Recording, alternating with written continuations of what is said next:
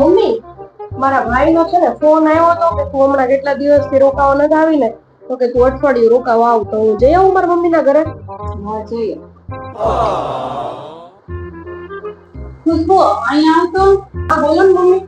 છે ને આપણે હાથનું વેફર પાપડ ચકલી બધું બનાવવાનું છે, તો તું ત્યાંથી બનાવતી આવજે ને. તાર મમ્મી બનાવ ને એને હરવા. હું એકલી અહીંયા ક્યાંથી બધું બનાવું? મારથી કઈ એટલું થાય નહીં. આ ડોશીને હું છે ને મને પિયર જવા નથી દેવી, એટલે આ બધા પ્લાન કરે છે. હવે જો હું શું કરું છું, એક કામ કરો ને, આપણે એવું કામ કરું, હું મારા ભાઈને જ અહીંયા બોલાવી લઉં.